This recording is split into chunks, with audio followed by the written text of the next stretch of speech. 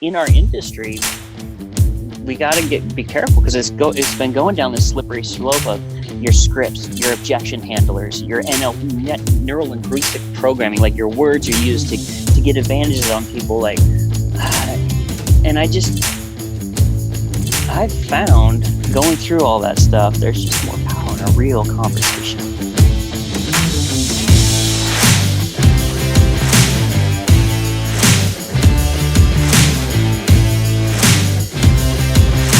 So the big question is this: how do most agents who don't have access to the secrets that the top agents in our industry hoard to themselves grow and prosper in today's real estate environment? That's the question. And this video podcast is the answer. I'm Pat Hyben, and welcome to Real Estate Rockstars. Rockstar Nation, I hope you are ready to listen to the interview I just did with Jeff Latham. Jeff is a good friend of mine, comes from the Pacific Northwest. He started as a real estate agent, but he is somebody that has turned his team into a one-stop shop. So now they're not just a real estate agency, now they're a construction company, now they're an investment company. They try to find problems out there in the market and see how they could solve them and how they could solve them for their customers. And so, buyer repairs was the thing. So they started, their own construction company. Now they can tell people, hey, do you want to sell your house? I'll buy your house, or I'll list it for you, or I'll fix it for you and flip it for you. So many different things. Awesome guy, awesome individual out there, and a great perspective on that you need to be who you are, that you don't need to wear a suit. You don't need to be somebody you're not. Be authentic, and you're going to be successful just by being authentic. So hope you guys love this. Be ready. Thanks. Rockstar Nation, this is Aaron Amuchastegui. Today I get to interview my good friend, Jeff Latham. Jeff and we did my very first Ironman I've ever done. I did with Jeff. He does all sorts of crazy stuff. First met him at like an Ironman training camp that we held at our house. After that, we realized we had so much in common when it came with, real estate and life skills and everything that we've been trying to build. I'm super excited to talk to Jeff today because he's not just a real estate agent. When you get to see what he's doing on social media, he is a one-stop shop. He says, I'll help you sell your house, or I'll buy your house, or I'll build you a house, or we'll flip it with you. Like, he has so many different avenues that he does to bring people in. And even just from social media, I've seen people reach back out to him and say, hey, will you buy my house? So he's actually getting so many leads and stuff doing that. So excited to hear all of the different stuff that he's going to be telling us. But Jeff, hey, how are you and where are you at today? What are you doing? How you doing, Aaron? I appreciate you having me on this podcast. What am I doing? I'm out driving around, getting ready to go to the dump. I'm dump man today. I'll show you got my big trailer behind my big truck. That is awesome. So Jeff is driving his own truck today. He's got the automatic dump trailer behind him, the toys that boys like to play with, and just an example of doing everything. So tell me about and what city are you in today? Right now I'm in Skagit County, right outside of Mount Vernon, Washington. So it's halfway in between Seattle and Canada.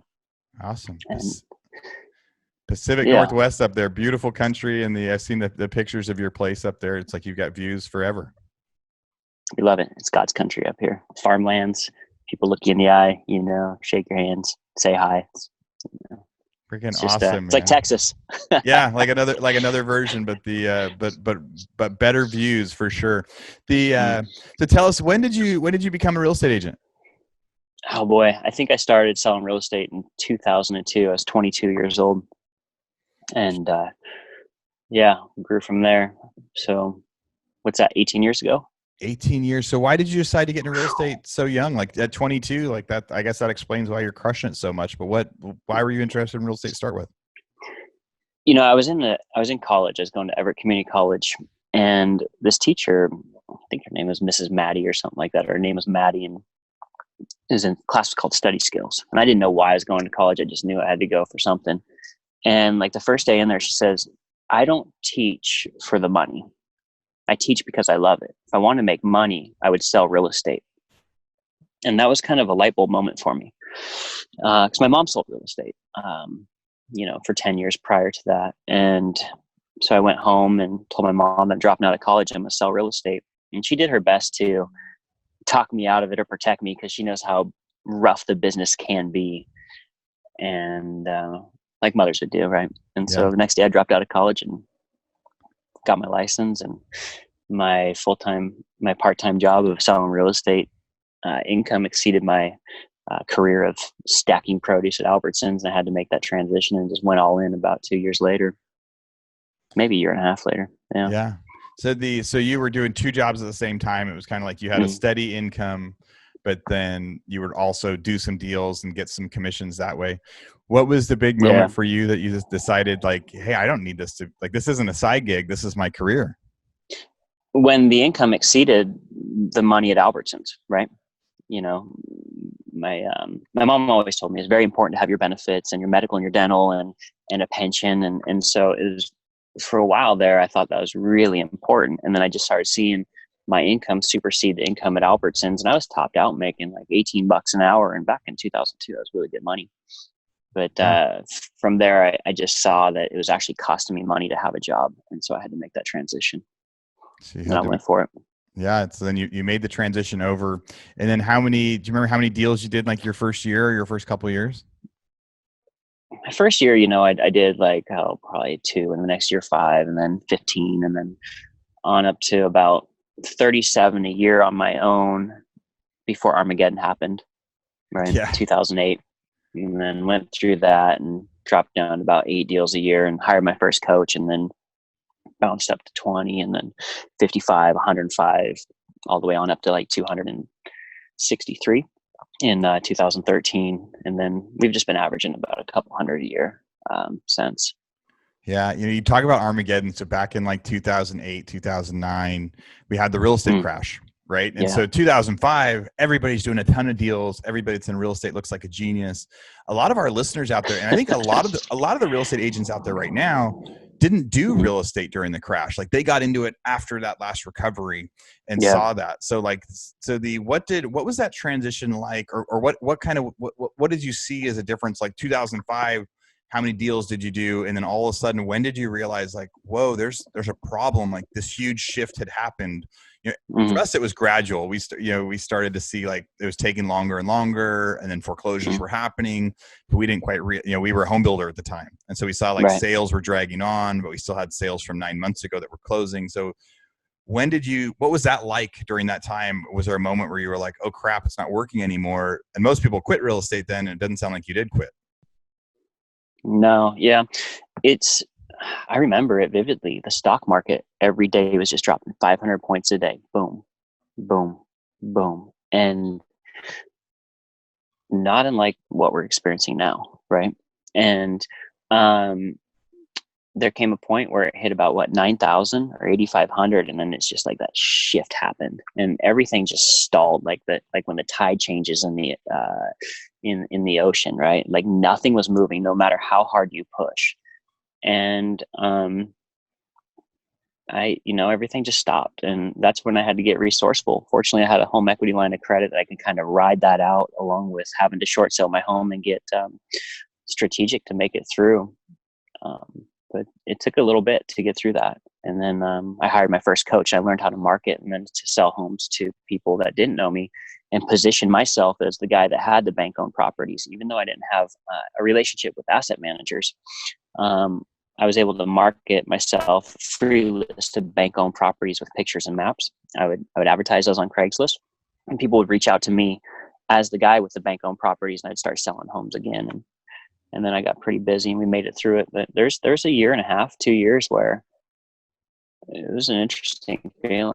I don't want to say helpless, but it was challenging.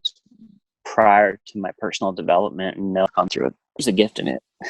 Maybe it shouldn't be called Armageddon. Maybe it should be called the gift, because after making it through that, I had to short sell my home and negotiate with credit card companies and go through all that stuff and lose some things. But I realized none of that stuff really mattered. The only thing that matters is your relationships with your friends and your family and your wife and your children. And this is just stuff, and you can rebuild it. So a lot of people got burnt and they went somewhere safe to like Boeing or working for somebody. And it made me more bold because I'm not afraid of it. I don't want to go back there, but I'm not afraid to lose. Right. Yeah, I don't want to do those resets ever again, but but every one of those times we pushed through, like Yeah. we in 2008, 2009, we were a home builder, and then we got put out of business, and then we tried 9 or 10 businesses before we discovered that our niche was going to be buying houses on the courthouse steps, because we couldn't get those listings and we couldn't get those agents to talk to us.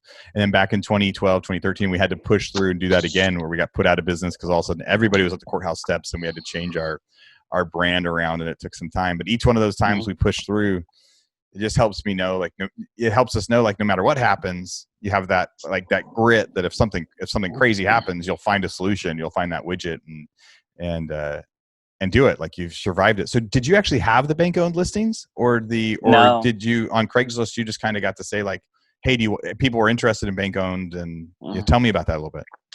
Well, that was the hot button, right? Bank owned properties, because they were selling for 40 cents on the dollar. And so I would just run ads, a free list of bank owned properties with pictures and maps. And then people would sign up on my websites and reach out to me. I'd meet them, get the commitment, and I go sell them a home. And usually they wouldn't even buy a bank owned property. They would just go buy something else. Do you still do any of that now? Like, I'll give you, like, hey, get a free list of properties that are on the market and capture contacts that way? A little bit. We do just a lot of marketing through our various lead sources, through pay-per-click advertising, social media, with YLobo and Commissions Inc. and stuff like that. I mean, we generate a lot of leads, but not as aggressively as we used to. Yeah. Craigslist kind of changed their algorithm, where they started charging you money, and then they changed their HTML, so you couldn't manipulate the code and do all that stuff. And they found ways to flag you. And you used to be able to kind of create a lot of opportunities in Craigslist before, and get creative before they got smart. I think that what I got from you just now that I think that people can apply and use today was how resourceful you became, because somebody else is the one that had those, so people could have easily given up and said, hey, these agents that have all those bank owned listings, they're getting all the action. And you figured out what's the hot button, what do people want? I'm going to become the expert at that, and I'm going to provide a value. And for them, the value is like, I'm going to give you a list of homes with a map. Right. And in exchange, they're going to call you back. And that became how you got those deals. How many, go ahead. Well, you find out what people want, what their problem is, and you figure out a way to solve it. One thing you're talking about is being agile, right? And I read this book recently called The Illusion of Money. And it talks about this gal, and there's like Sally 1, Sally 2, and Sally 3, and they each get $1 million. And Sally 1, she takes her money and spends it on drugs and parties and has a good time. And then Sally 2, she takes her money and she goes and learns how to invest in real estate and buys rental properties and creates this passive income. And then you got Sally 3, who invests her money into herself, into her mindset, into yoga and getting fit, and really, really working on this piece right here, your most important tool. Black Swan comes. Sally 1's screwed. Sally 2 has all these rentals, but nobody can pay the rentals, and those properties are worth less than what she paid for them. And then Sally 3, she does all right because she's been working on herself and doing the inner work, and she's strong and she's fit, and she makes it through. And that was just a really interesting concept, revisiting or reading that book, because if you look at it, if you work on yourself and you do the inner work and on your physicality and your mentality, if that's the word. That's a good word. Mentality, we'll use it. You can get through anything, right? And you can adapt and you can adjust and you can make it through any challenge that's thrown at you. Right. It's almost like saying don't actually invest in assets, invest in yourself, invest in training yourself and in doing this stuff, because then you can because then you get through whatever, because assets come and go. That's definitely an interesting concept. You are the best asset. You are the number one asset, right? You were the number one asset. Well, let's talk about that for a second. So you said you hired your first coach. That changed everything. You've done all sorts of different coaching programs, masterminds, like tell us about kind of those. Which masterminds have you done over the years, and what levels are those at? I mean, I remember you telling me crazy stories of those.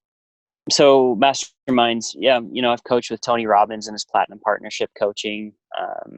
My first coach to help me really learn how to market was Craig Proctor. He was a Dan Kennedy student. Done all kinds of coaching, done it all. And even the deep inner work with plant medicine and everything. So we've went everywhere you can with it. So, but now it's just really going within. The physicality side, though, I think has been a big game changer for me with the Ironmans and the ultra marathons and stuff like that too. So yeah. So the first time you and I hung out was getting to train for some Ironman stuff. For me, it was my very first one. So I was terrified by the whole thing. And I remember as we were walking to go do the first event, you were like laughing and giggling and so pumped up. And I'm like about to throw up, like, this is crazy. Once I've completed it, my second one was very different. It was like that feeling of yours, like, no, this is fun. This is our day. But but you've continued to push yourself to a bunch of different levels. Like when it comes to power of the mind, like I'll see you make posts on social media and go, hey, I'm going to buy this helicopter someday. I'm going to buy this someday. I'm going to buy this boat someday. And then you make crazy stuff happen. And then you also go through and, at the different levels, you just started working on, like you said, you have a 200 miler coming up. What's that evolution been like? And how does, the goals of completing a 200 miler, does that relate to getting the helicopter, to getting the other stuff, you think? Well, it's all linked, right? It's all kind of tied in, because when you push yourself to do these Ironmans or these 100 milers or 200 milers, you get to elevate your energy, your life force, right? And so as you're able to push yourself, a new version of yourself has to be born, right? A stronger version. And as well as I do, when you do these Ironmans or these endurance sports that are over 6 hours and some 105 hours, you go in some very dark places when you're there.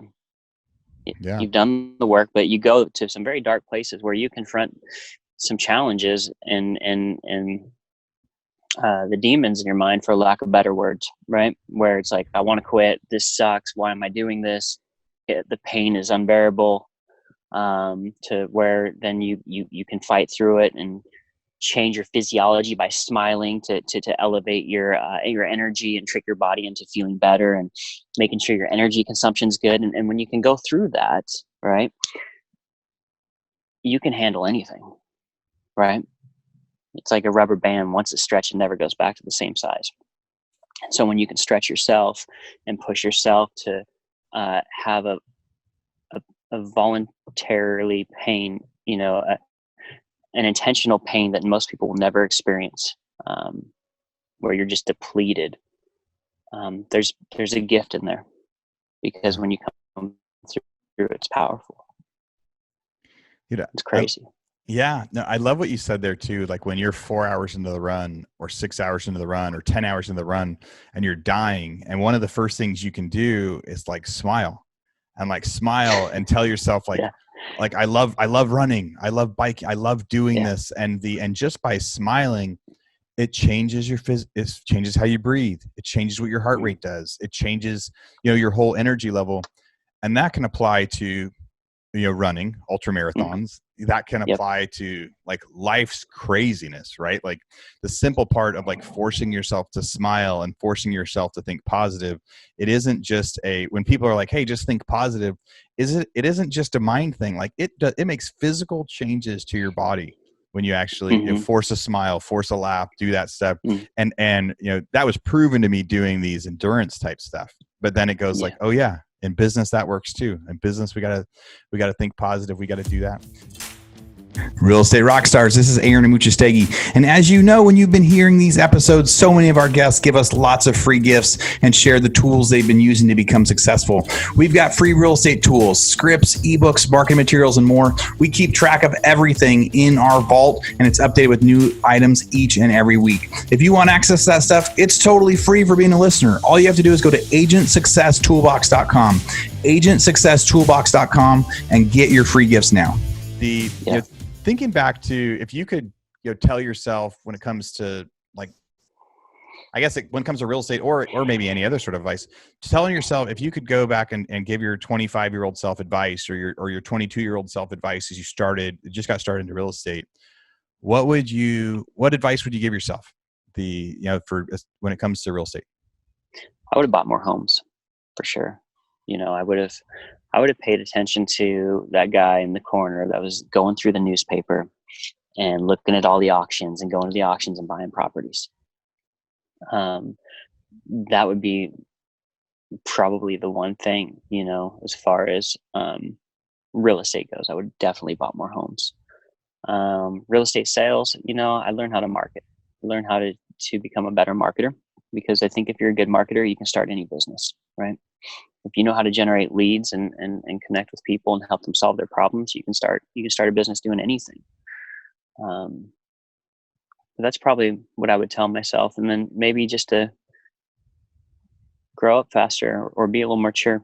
I would party a lot. I partied a lot. So my wife matured a lot quicker than I did, probably by 10 years, even though she's younger than me. She was that keeps you in line.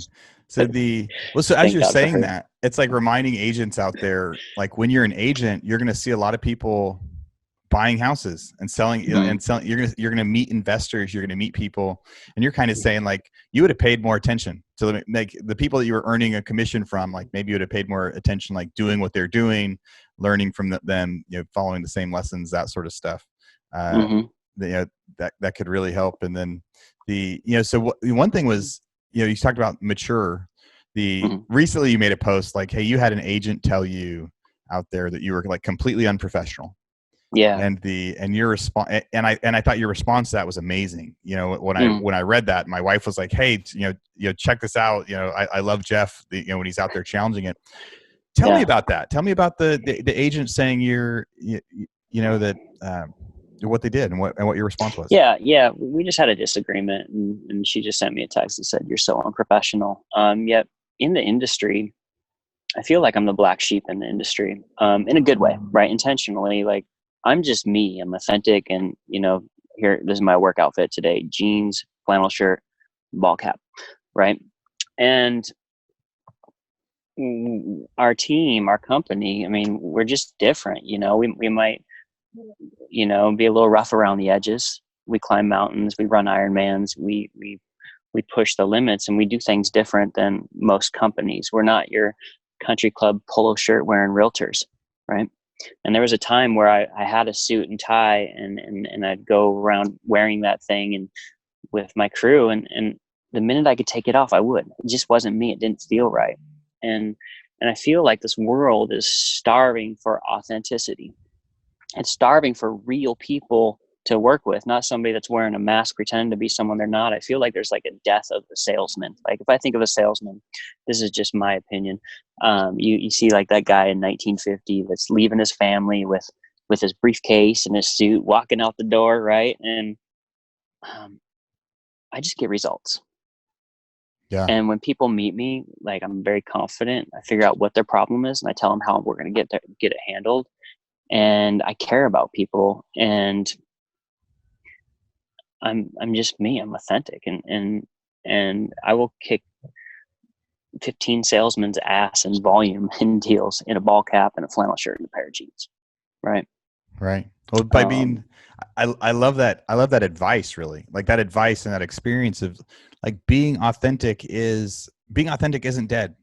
Right. Like I tell people like when they're new, like sometimes people try to act like they've done a bunch of deals. I'm like, no, if this is your second deal, like tell the buyers and sellers, this is my second deal, and so help me out a little bit here, or I might not do everything right, but it is so important to me. Right. Like even if it's your first or second deal, just being authentic of who you are in the process, because then you're going to be able to find people that you can serve even better. So like the people that you're serving and you're helping are the people that like who you are, they match your personality, and you're crushing it as a result. Yeah, man. I mean, we're just sold to so much. Everybody's always selling us stuff. Right. And, it's just, I feel like people have their guard up, but when they meet somebody that's authentic and really themselves, they're like, oh, wow, a human being. Yeah. And they can connect. Yeah, then so it's different. Like my videos are me in a ball cap, and people reach out and they love it because they just see like a normal person that can actually help them. And when you just give a shit about people, you're never going to have to worry about business, right? If you care about people. Right. You just connect, and they're like, okay. They're like, I see this guy. He's a normal guy. He's telling me this. I believe him. He's not in, the best videos we ever did on Facebook when we were saying, hey, I'm going to buy your house. We did all these professional ones. And we did others where the same thing. It was me in a ball cap, walking through a house I had just bought, talking about it and going like, hey, if you have a house like this, you want to sell me, I'll buy it. And that was the best performer. I think I even misspelled something in it. And that was our best performer out of anything else, because it was more real. It wasn't anything fancy. It was like, no, this is what we do. And if it works for you. So yeah. In our industry, that's important because, it wasn't polished. It wasn't scripted or nothing. In our industry, we got to be careful because it's been going down this slippery slope of your scripts, your objection handlers, your neural linguistic programming, like your words you use to get advantages on people. And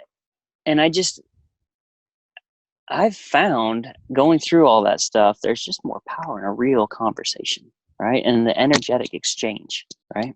Yeah. And I'll take that any day over trying to manipulate someone over some scripts. And so I don't know, man. I'm kind of going against the grain of what I've been taught in sales the last 6 or 7 years. And it's just connecting with people. Yeah. Right? That's super important for listeners and agents out there, because we try to provide agents with all sorts of tools, and we help them with the scripts and the tactics, and everybody provides a free gift on how to get there. And there's so much of that in there. But it's also important to go, there's also other ways. There's also the script could be being open, being honest, and again, asking them what problem they have and just seeing if you can solve that problem.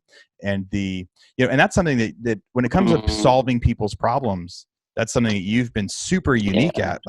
How many services do you guys offer now when it comes to, solving people's problems out there that are in real estate? What are all the ancillary services that part of, Latham Real Estate is? Sure. We're kind of that one-stop shop, right? And so we found when we had homes for sale, people would need to have work done on their homes, right? And it's hard to find a contractor that was worth their salt. And so we started a contracting company, a construction company, to handle any problems that come up for work orders. And then we started building homes. So when we meet people, we also started an investment company. We could either buy their home, sell their home, buy their home and rent it to them until they find a new home. So then they don't have to worry about buying contingent. We can build them a home. We can remodel or upgrade their home. We can just do it all. We're that one-stop shop, right? And so that's what we do now. We just do it all. Yeah. It's just all touched. So and like you said, you've got the construction company, you've got the investment company. Do you help people move houses, things like that? Has that been anything you've looked into, or is there another service that you're going to try to get into next?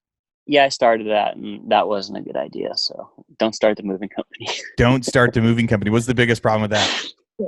Dude, you drop one dresser and your profit's gone. You bang up walls. It's not profitable. You got to look at also profitability.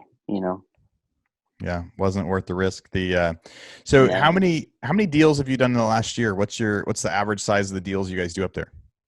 Our average price point's about $380,000. Last year we did 180 transactions, right around 67 million. Wow. How big is your team? Probably about 12 right now. Wow. So all of our companies, there's about 25 people, I think. That's a lot of houses for 12 on your real estate team, and 25 between the construction company, investment, and all that stuff. Yeah. And a lot of those are admin staff as well, right? Yeah. So that's how you grow. If someone was going to ask you, what should be the first ancillary business they grow into, or what should they be thinking about when they grow their business or hire, what advice would you give them? Your first hire should be a rockstar assistant. She should be able to, think for you and ahead of you. And if you have a great assistant, you can do anything as long as you're able to just stay in your strengths, right? You stay on the stuff that makes you money. You have an assistant that helps you with everything else, and they want to help you succeed.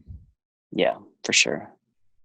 What's as we start to wrap up here, kind of the last question I want to ask is what's next for you and Latham Real Estate? What are you the most excited about? For what's next in your life, career, business, any of that stuff? I'm kind of excited about simplification, right? And I don't know, this next season of my life is just simplicity. And I always go back and forth. I want to take over the world. And then the other side of me wants to just play all the time. And the side of me that wants to play is really speaking to my heart. And what I mean by that is, I don't need to do as much volume to make the same amount of money. Right. Yeah. And so the MREA model, I feel there's some fundamental flaws in there that I've seen, and it's a high overhead and a high volume machine. To make $1 million net, you got to do like $100 million in volume. And I believe you can make $1 million net off of 50 million in volume if you can have your expenses under control, still produce, and run your cost of sales correctly. And so what's next for me, Aaron, is just, selling some of my rentals, just getting my house paid for, being completely debt free, and just having this machine make me, 80 to 100 grand a month net, right? In a simplistic matter, like just make more, do less, and just be more present and have more time with my family and my children, at this stage of my life, right? They're little and they won't be around forever. And that's the most important thing, is really focusing on that, and that's what's been great about Front Row Dads. Give a little plug to that. You and I are both in there. It really dials down to what's really important in life, and that's your family, right? Yeah. Yeah, I know Front Row Dads is a great mastermind that Jeff and I are both a part of, where a bunch of dads get together, the couple events a year, couple days where, we have all these different masterminds we were going to for real estate and finances and things like that. Why not go hang out with a bunch of dads and figure out how can we be better dads? Like anything you focus on becomes better. And and life, I agree that life kind of has those seasons and those shifts where sometimes it's a growth season and sometimes we're out of business and we're trying to restart it. Like you talked about those and having those. And it's really awesome that right now you're in a season where you're like, okay, you've had a bunch of success in different things. And so now what's going to be more important is you're like, maybe you're going to actually slow it down with work for the next couple of years. You can always go back to working hard if you want, but while your kids are young, you want to focus on them more, maybe do a couple less houses or a couple less flips, or, get it to where, your horizontal income, covers all of your other stuff. And so all of your expenses, so you can just live life as you want. You can always go back to busy, but we have very few times in our lives where we can be not busy and cover our bills. And so I think it's cool that you've identified that and seen like, hey, you've been building this for 18 years, right? You've been building this business for a really long time, putting the things and the pieces in place, and now you're about building up your mind. And you are your most powerful weapon, and then also like your kids are your most important assets, and your wife and your family is your most important asset. And being able to grow that, I think everyone out there should go follow you on social media. Like you and I are good friends. It's awesome that we can chat whenever, but I still love getting to see what you're on there. I think everybody out there should be going to listen if they're involved in real estate and just want to see some of the way that you attack life. How do people find you out there if they want to find you on social or website or anything like that? Yeah, man. I'm pretty active on Facebook, so just look me up on Facebook and you'll find me. All right, Jeff Latham on Facebook. Last name is Latham. There'll also be some links in the show notes. Jeff, I had a bunch of fun getting to talk with you and catch up with you about how you've been able to build your businesses and those ancillary services. I think all of our listeners are going to love it. So Rockstar Nation, thanks for listening today, and be sure to go subscribe. Thanks. Thank you. Rockstar Nation, thank you for listening to Real Estate Rockstars. Listen, I need a favor. If you find this free content helpful, if you find our downloadable items from each guest helpful, please, I need you to pull out your pointing finger. Yes, the one finger that points at people, and hit subscribe. Yes, subscribe. The more subscribers we get, the better we look in the ratings, and the easier it is to get guests like Robert Kiyosaki, Barbara Corcoran, all the players that are on $1 million listing in the different cities. All that stuff makes it easier the more subscribers we get. So please subscribe. And listen, there's a lot of places you can leave comments. There's a lot of places you can like. We're on Facebook. We have an Instagram page. Instagram page is I am Pat Hyben. The Facebook is Real Estate Rockstars Radio. Feel free to leave us comments there. The most popular form of commenting seems to happen on YouTube. Yes, for whatever reason, it's a very open environment. So just go to YouTube and go to Real Estate Rockstars Radio. Leave us comments there. Some of them we will read on the show. We love your feedback. So thanks, guys, and I hope you are having a great day. Oh, and also, listen, if you're going to subscribe and you haven't already left a review on iTunes, please do that too.